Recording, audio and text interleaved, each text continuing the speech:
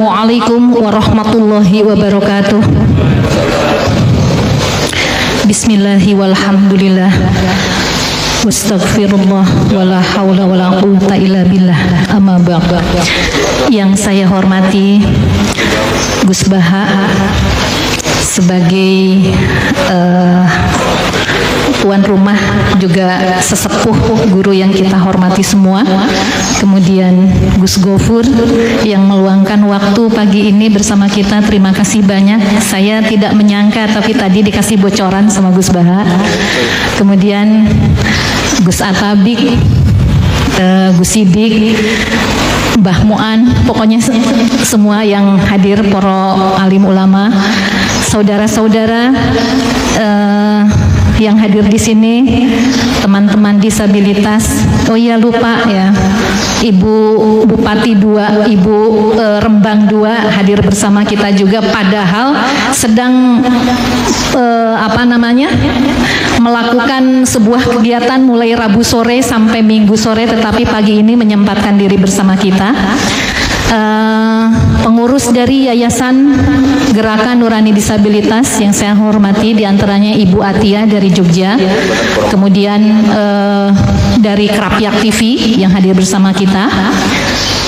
Alhamdulillah pagi ini untuk mempersingkat waktu kita mengadakan pengajian fikih penguatan bagi penyandang disabilitas. Kenapa ini sangat penting?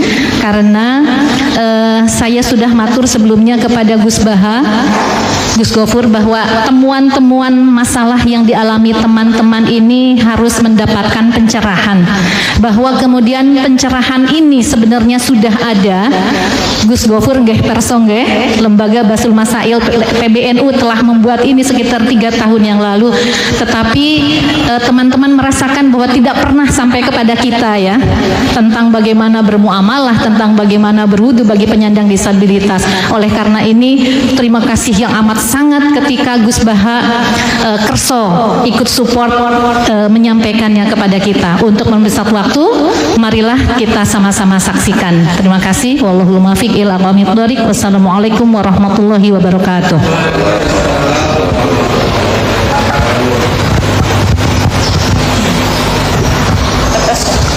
Assalamualaikum warahmatullahi wabarakatuh. Rabbi shrah li sadri wa yassir li amri wahlul 'uqdatam min lisani yafqahu qawli. Allahumma shalli wa sallim wa barik ala sayyidina Maulana Muhammadin wa ala alihi wa sahbihi asma'in. Amma ba'du. Sedanten ingkang kula hormati, wabil khusus nih wonten Gus Gofur, Mbah Nawawi, Gus Sidik, Mas Kawula, Mas Atabik, wonten ning Atia, wonten Mbak Aji, wonten Bu Wakil Bupati, semuanya teman-teman. Pakainya disabel apa difabel tadi kesepakatannya? Kemarin saya bukan sama Gus Gofur itu familiar difabel, tapi katanya untuk menginternasional gampang apa? Disabel. Dari sekian yang saya baca, jadi ada dua pendapat dalam definisi tidak mampu. Ya, ada dua pendapat ulama untuk atau tentang definisi tidak apa? Mampu.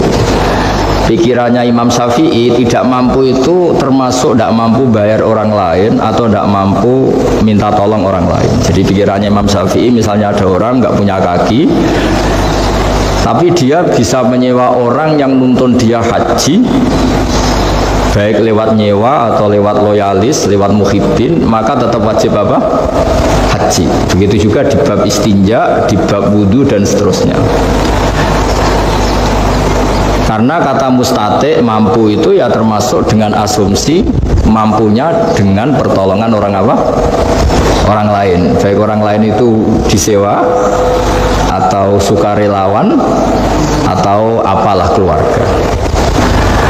Sehingga menurut Imam Syafi'i, kalau orang yang susah ke kamar mandi tapi bisa karena dibantu, maka ketentuan istinja ya wajib, wudu ya wajib, semuanya normal wajib, karena dia dianggap mampu karena ada apa? Pembantunya atau ada orang lain. Tapi dalam pikiran Abu Hanifah, pikiran atau kalau dalam bahasa fikih disebut ijtihadnya Abu Hanifah. Kata mampu itu asumsinya ya harus dia sendiri yang mampu, ya dia yang melakukan ya. Sehingga di fikih ini misalnya orang disabel habis kemarin yang dicontohkan, Mbak ini siapa dari Badek ya? Mbak Saras itu misalnya habis dari kamar mandi yang nganter sudah ke pasar atau ke sekolah, terus dia harus ke kamar mandi lagi misalnya susah, dalam mazhab Abu Hanifah sudah dianggap gak mampu, terus dia bisa sholat seadanya dan tidak wajib i'adah. Jadi ini saya baca beberapa pikiran ulama ya, sesuai di buku panduan PBNU halaman 73. Ar-rajulul maridu idza lam takun lahu imra'atun wala amatun walahu ibnun aw akhun wa huwa la yaqdiru 'alal wudu qal yuwaddi'uhu ibnuhu aw akhuhu ghairal istinja fa innahu la yamussu farjahu wa yasqutu anhu. Jadi ada seseorang sakit, dia gak bisa wudu, bisanya wudu kalau diwudukan anaknya atau saudaranya, ya dia harus tetap wudu. Tapi nanti misalnya dia harus sesuci, gak usah sesuci karena nanti efek dari sesuci itu kan kepegang orang lain, yang efeknya justru wudunya menjadi apa? Batal. Selain urusan malu ya, karena fakir tidak bakas malu, bakas sah tidak sah. Terus wal mar'ah al maridah idza lam yakun laha zaujun, makanya ini catatannya kalau perempuan ya harus suaminya, karena satu-satunya orang yang boleh melihat auratnya itu hanya apa? Suaminya. Walaha bintun au ukhtun tuwaddiuha wa yasqutu anhal istinja. Wala yakhfa anna hadha tafsil yajri fi man sallat yadahu li annahu fi hukmil marid. Begitu juga orang-orang yang tangannya nggak berfungsi misalnya.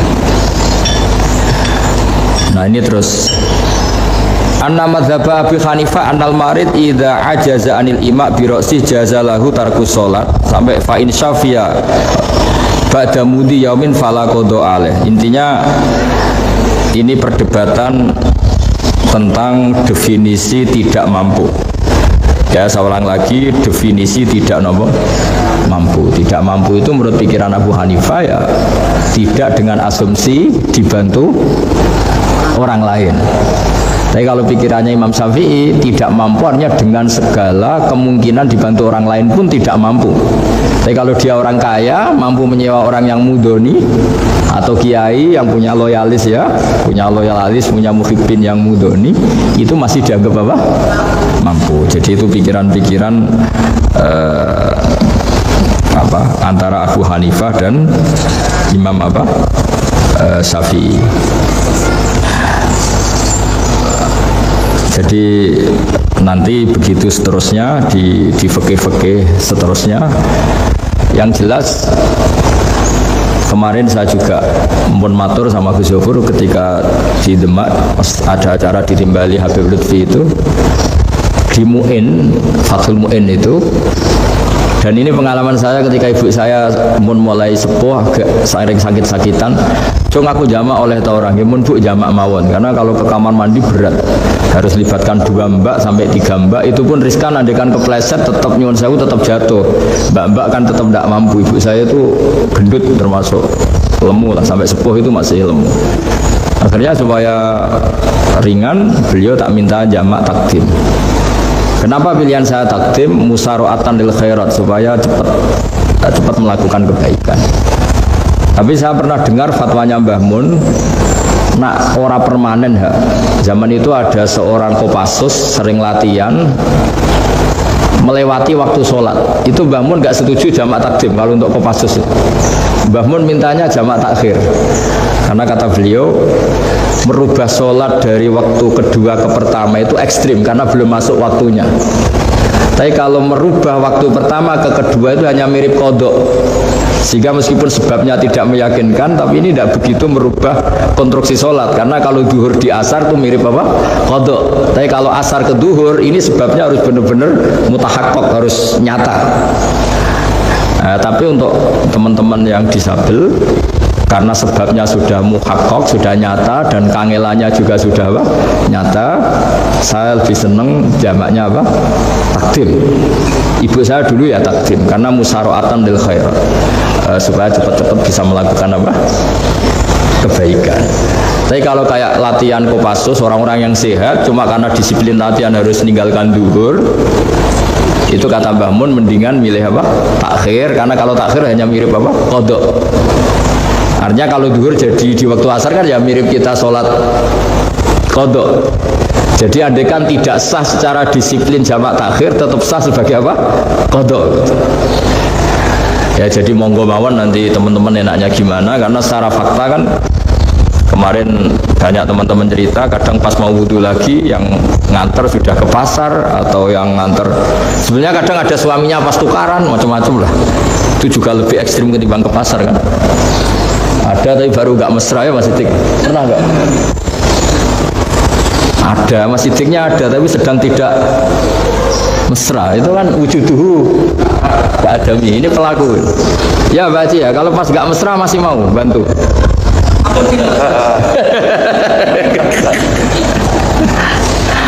Jadi tapi intinya itu, nah ini yang sebagai obat saya baca hadis ini berkali-kali di hati saya, terus di mental saya juga sering punya banyak masalah, dan alhamdulillah juga sering didatangi orang-orang bermasalah, mulai masalah ekonomi, politik sampai keluarga sering datang ke saya.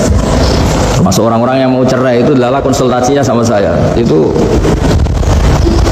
sering tak beginikan, kamu kalau cerai itu duda, tapi kalau tetap kawin namanya punya istri. Keren mana dimarahin istri sama duda? Keren punya istri gitu ya, sudah gak usah cerai. Anggap saja harganya itu ya dimarahin itu. Ini saya bacakan hadis yang insya Allah jadi obat semua kita yang punya banyak masalah. Ini di Ibnu Majah halamannya 631. Kalau nomor hadisnya ini karena ada Gus Sidik ribet tukang protes ini 4321. Nanti dicari di kitab ini 4321 nomor hadisnya. Bismillahirrahmanirrahim. Yu'ta yaumal qiyamati bi an'ami ahli dunya minal kuffar fayuqalu ikhmisu fin nari khumsah fayuhmasu fiha summa yuqalu lahu ay fulan hal asobaka naimun qattu fayaqulullah ma asobani naimun qattu. Jadi ada orang yang ternikmat di dunia, bi an'ami ahli dunya. An'am itu wazannya afdol. Orang ternikmat zaman hidup di dunia ya, mungkin istrinya banyak, cantik, seneng semua, semuanya sekelas A. Kemudian setelah di akhirat dimasukkan neraka sedikit sama Allah. Terus ditanya sama Allah, kamu di dunia pernah dapat nikmat enggak? Terus dia menjawab, Allah, saya tidak pernah mendapat nikmat, dibanding akhirnya harus masuk neraka selamanya. Terus ini kembalikan, wa yu'ta bi asaddil mu'minina durran wa balaan. Didatangkan orang yang di dunia ini bawaannya hanya ada problem, entah problem fisik, entah problem ekonomi, entah keluarga, pokoknya nggak seneng lah, pokoknya sial terus nasibnya, entah salah lahirnya, entah salah tanggalnya, nggak tahu, pokoknya sial terus. Fayuqalu ikhmisuhu khamsatan fil jannah. Kemudian orang ini sama Allah diganjar masuk surga. Setelah dimasukkan surga, fayuqalu lahu ay fulan hal asobaka durun qattu aw bala. Pernah enggak kamu di dunia merasakan susahnya hidup di dunia? Fayaqulullah, saya sama sekali tidak sakit, karena di dunia ini kan maksimal paling 80 tahun. Kita pernah kecil gak mikir kan sampai 10 tahun. ABG puber bayangannya ngayal untuk bojo ganteng ya ora susah. Habis itu nikah ya sudah, seninya ya macam-macam. Ya pokoknya walhasil antara masalah dan nikmat itu masih banyak nikmat. Nanti setelah kita masuk surga itu ditanya sama Allah, pernah gak kamu menderita di dunia? Tidak Gusti, sama sekali. Ma asobani qattu durrun wala balaun.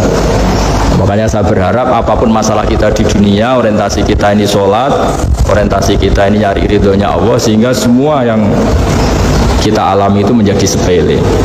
Makanya saya kemarin matur sama Mbak Tia sama teman-teman disabel, kita kembali ke kiai-kiai dulu. Selalu kalau pidato terutama nikmati iman dan apa? Islam. Bahwa faktanya kita ini punya nikmat terbesar yang mengalahkan semua nikmat, yaitu iman dan Islam. Meskipun kita dalam berkeluarga mungkin konflik, mungkin suami itu gak pati bener, istri gak bener, tetangga gak bener, macam-macam lah. Sanggup itu sepele semua karena kita punya nikmat terbaik, yaitu apa? Iman dan Islam. Pokoknya menurut semua mawon. Pokoknya imannya ra oleh pincang, ra oleh kopok. Kok iman ini yang benar, iman itu ini hadis favorit saya ketika saya punya banyak masalah atau dimintai konsultasi oleh orang-orang yang banyak masalah. Itu nanti orang-orang yang paling nikmat di dunia ketika ditanya, karena faktanya nanti masuk neraka, bilang nggak pernah mendapat apa? Nikmat. Sebaliknya orang yang paling sial di dunia ketika akhirnya masuk surga nganggap semuanya itu tidak ada masalah.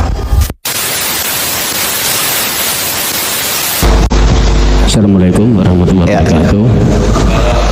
Nang sumawon pundi poin. Saya penjual Al-Qur'an ya. Nah, tak jual itu mesti kan kedemek.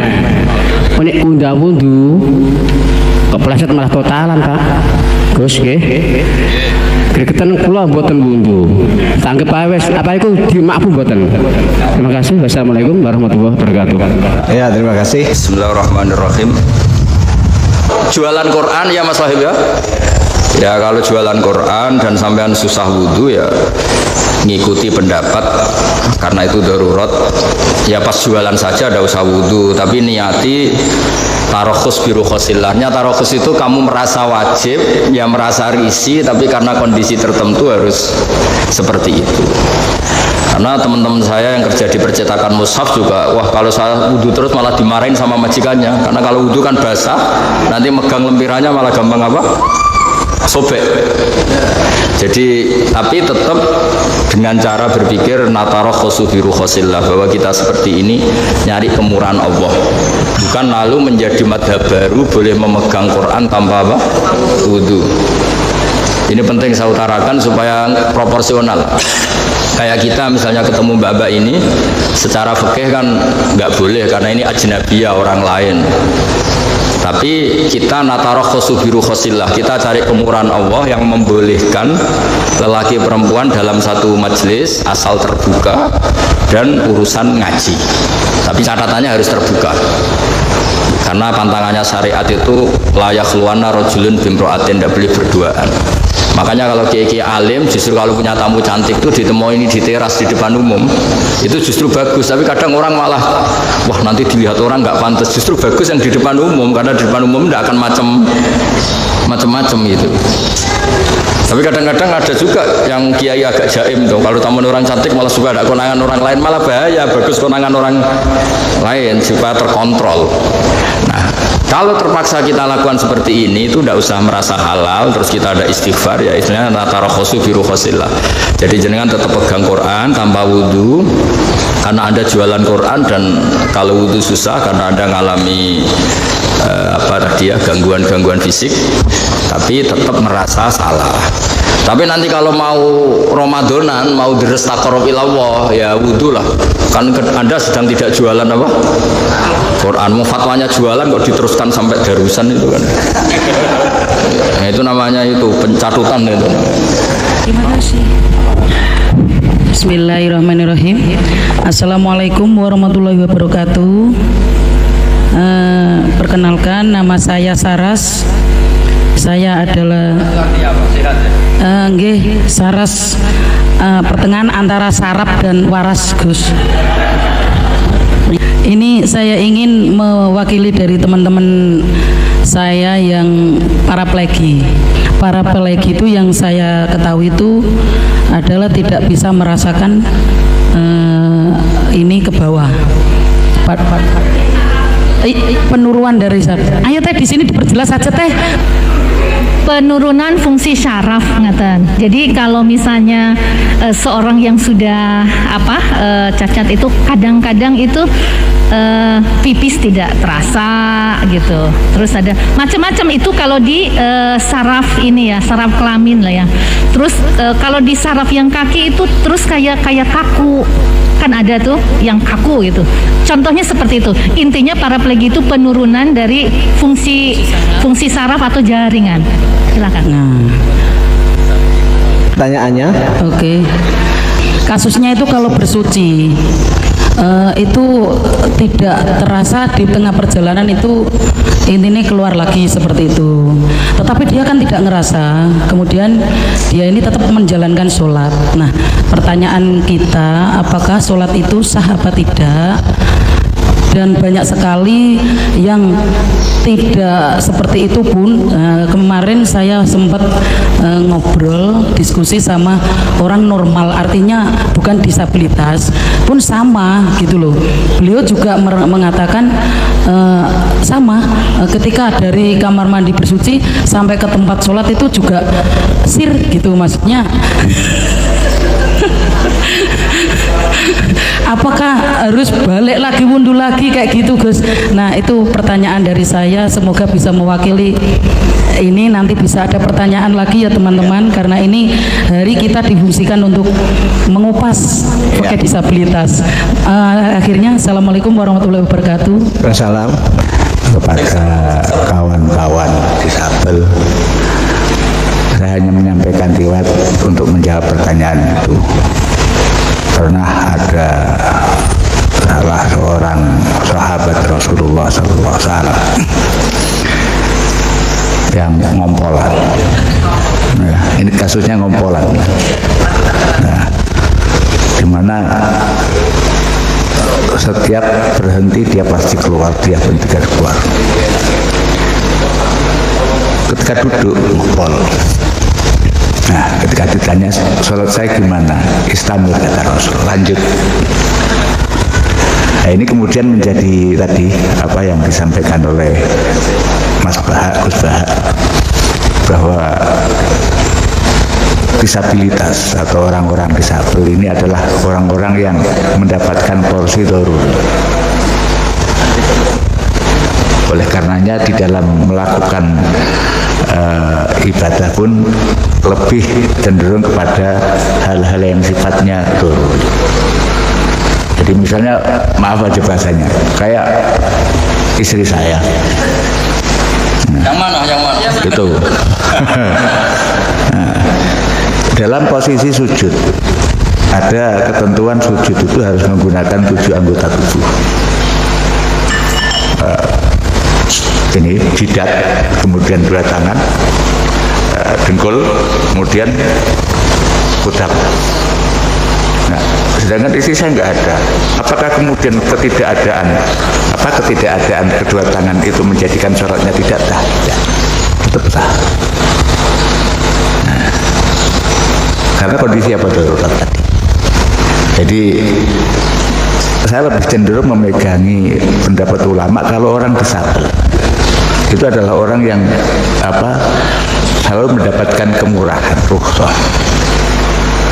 Nah, cuman begitu, ketika mendapatkan rukhsah jangan kemudian merukhsahkan yang lain.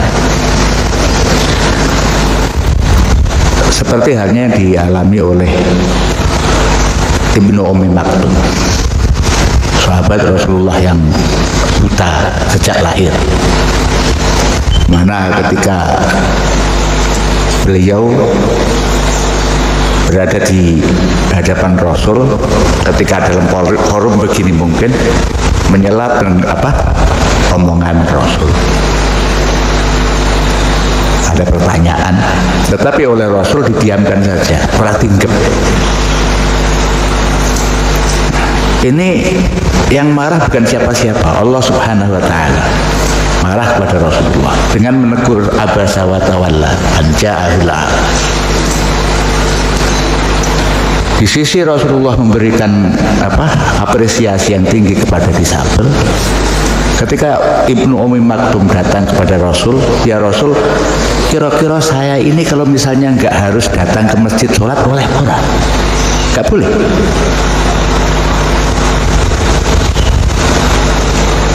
Artinya semangat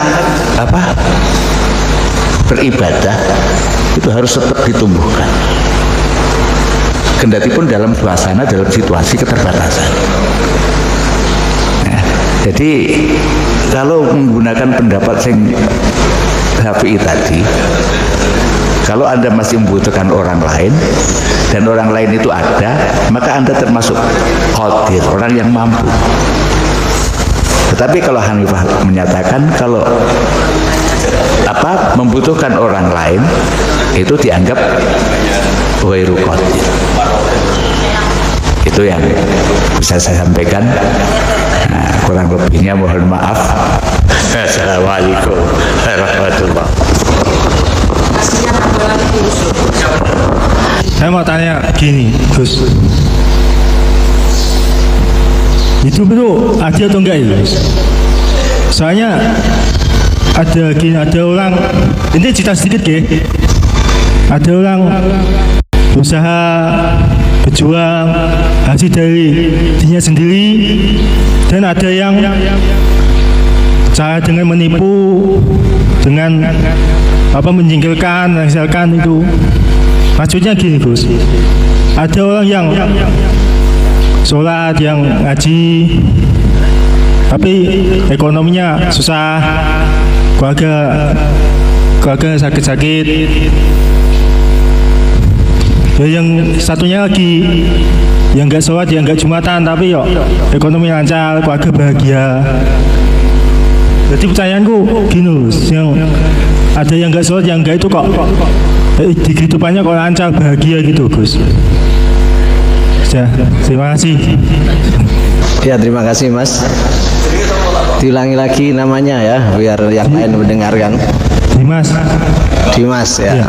Asalnya tadi dari mana? Ketanggi. Ketanggi. Ya. Tanggi Lembang. Ya, terima kasih atas pertanyaannya. Anda ditakdir sholat ya, tapi misalnya secara materi apa?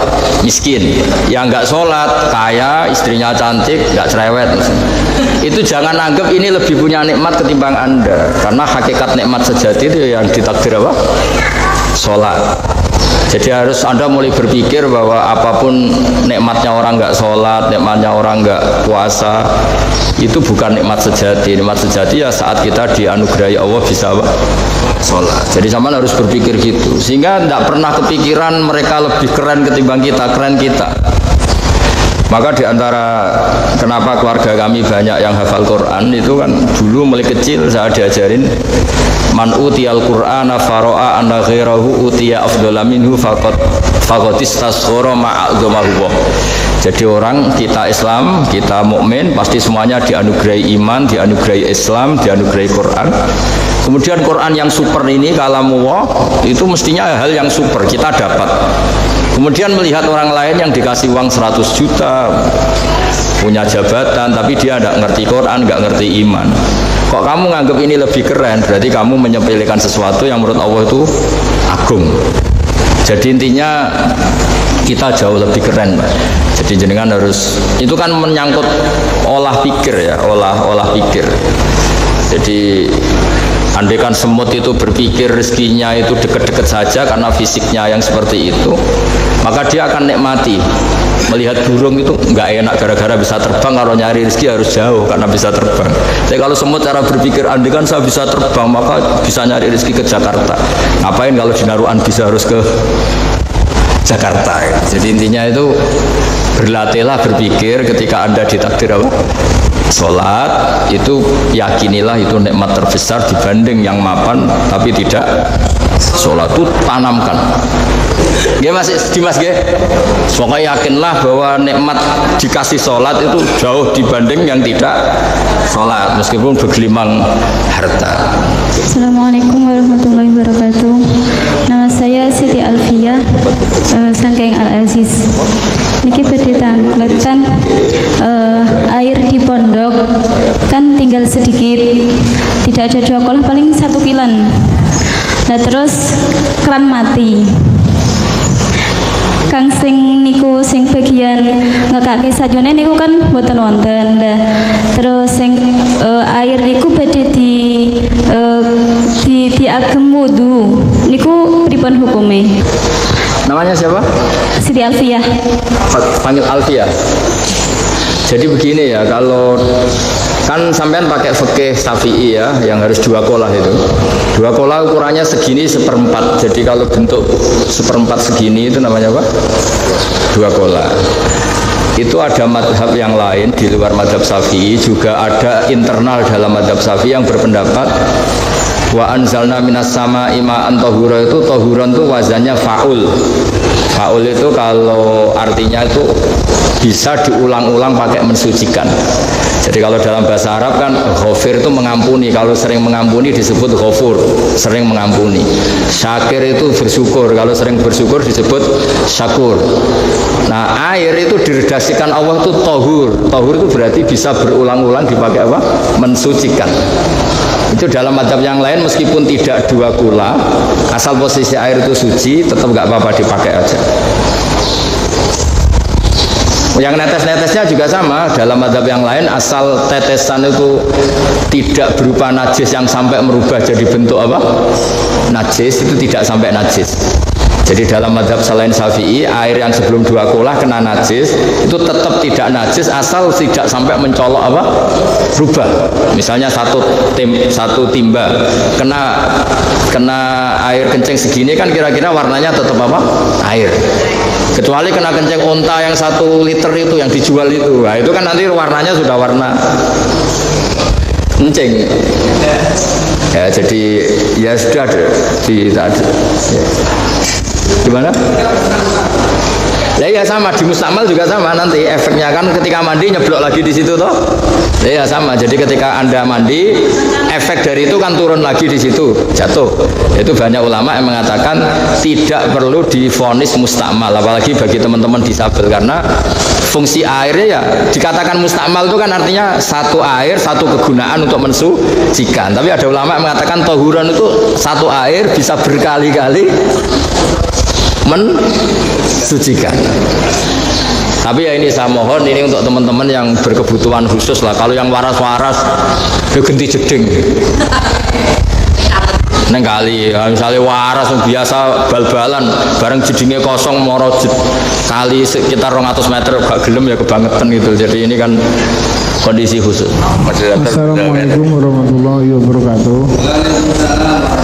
Perkenalkan, nama saya Rudi Yulianta. Kami ingin bertanya, yang saya ukur dari nanti ngaji. Nah ini setiap bulan itu pas badhe ngasar kita mandi toh. Nah mandi itu niatnya habis mandi ini kali wudhu itu lewangsal. Wudhu mawon, wudhu badhe mandi, wudhu mandi. Karena di mandi itu kan potensi megang sesuatu yang membatalkan apa? Wudhu. Mun wudhu malih mawon, pokoknya barat dos badhe Jumatan toh. Mungkin wudhu malih kan banyu gampil toh, sampean yang putih. Rembang gampang banyu wudhu. Wudhu nggih boten modal mon santai mawon. Nggih, ngoten. Ya. Assalamualaikum warahmatullahi wabarakatuh. Nama saya Wardatul Atirah dari Pamotan. Gini Gus, ini tentang difabel yang pakai kursi roda. Mereka biasanya kalau mau ke, contohnya perjalanan jauh terus melewati masjid. Biasanya masjid itu tempat sucinya kan jauh mau ke dalam, sedangkan dia memakai kursi roda. Harus ke tempat berwudu itu kan biasanya ngesot atau merangkak dan yang lain, karena kursi roda nggak mungkin bisa masuk ke dalam. Sedang pas keluar lagi tempat itu kan belum tentu suci atau tidak kan belum tahu. Itu gimana, sah atau tidak? Ya jadi tempatnya. Panggilannya Mbak apa? Wardah. Yang dibopong kemarin itu yang pasuan ke kita pertama itu ya.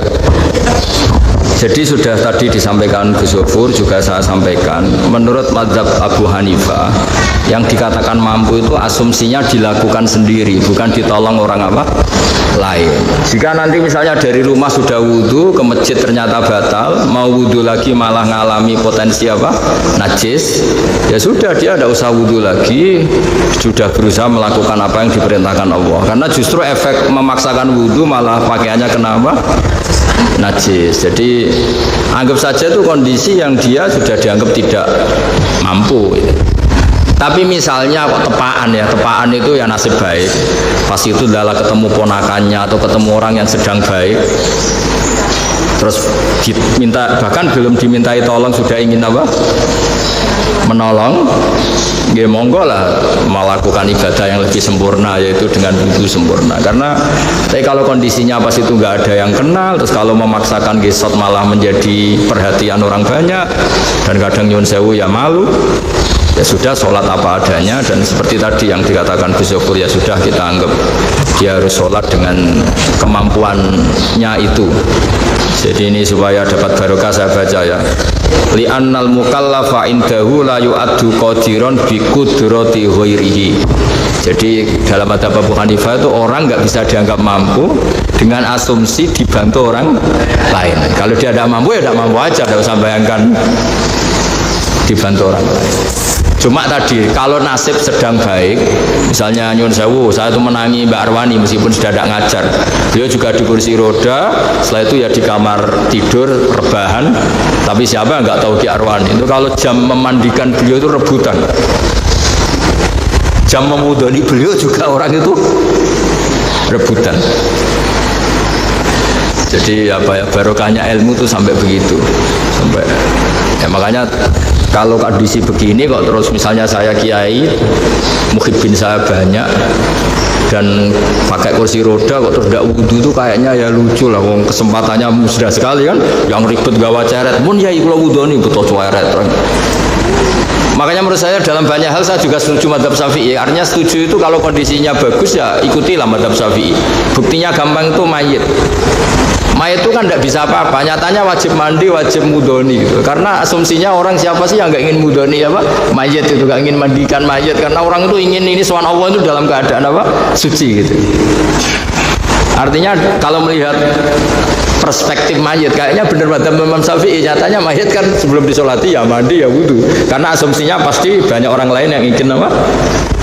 Memandikan dan mewuduni. Tapi tadi tidak semua orang nasibnya kayak Mbak Arwani, tidak semua orang nasibnya itu mendapat simpati seperti itu ya. Kalau kira-kira susah ya sudah lah, sholat saja Gus ya, udah bima yakdiru alaihi semampunya ya gitu Mbak Wardaya. Jadi ya, ini saya terakhir mohon doa dari Gus Zofur supaya utamanya kita syukur, saya ulang-ulang kita niru kiai-kiai dulu, setiap ngendikan pokoknya kita punya nikmat terbesar yaitu nikmatnya iman dan apa? Islam. Dan nanti kita pasti nganggap semua yang kita alami di dunia itu sepele sekali ketika nyatanya kita masuk surga. Tapi kebalikannya, kalau kita tidak iman dan Islam, apapun mewah kita, nyaman kita di dunia itu tidak ada gunanya semua ketika kita nanti akhirnya jadi ahli apa? Neraka. Jadi berbahagialah kita semua karena diberi rezeki Allah iman dan apa? Islam sebagai nikmat terbaik, tertinggi dan nggak ada bandingannya sama sekali. Mohon doa dari Gus. Baik, terima kasih ya, terima kasih sekali. Sebelumnya saya ingin mengucapkan terima kasih yang sebesar-besarnya. Selama saya sekolah di Mesir itu saya punya guru yang juga difabel ya, tidak mampu melihat, 2 tahun saya secara intensif itu ngaji sama beliau. Ya memang setiap minggu 2 kali apa itu intensif ngaji memang sama orang buta asli, bukan kok buta, memang asli buta. Itu orangnya pinter sekali itu. Pinter sekali orangnya, tapi ya buta memang. Kalau ngarang kitab itu saya pernah bersama beliau itu di perpustakaan itu, tolong ambilkan kitab itu halaman sekian, catat mulai kalimat ini sampai kalimat ini, itu apa? Itu orang buta itu. Nah yang menakjubkan itu bagi kami santri-santrinya itu, kami bikin rasan-rasan itu katanya istrinya 3. Jadi yang siapa ini tadi yang ini pesimis sama tadi itu Saroni ya, Masya Allah. Itu guru saya itu katanya itu istrinya 3 lagi. Kamu orang sehat, istrinya 1 lagi. Ya Allah, itu luar biasa, Masya Allah. Doa mustajabnya untuk itu mungkin Ustaz. Jadi nggak perlu pesimis lah ya, pokoknya itu dijalankan ya, semoga baik-baik saja ya. Mungkin di posisi yang ini berbeda gitu aja ini ya, sama dengan tadi itu ya. Yang tanya-tanya itu mungkin posisinya aja yang berbeda itu. Baik. Bismillahirrahmanirrahim. Al-Fatihah. A'udzubillahi minasyaitonir rajim. Bismillahirrahmanirrahim.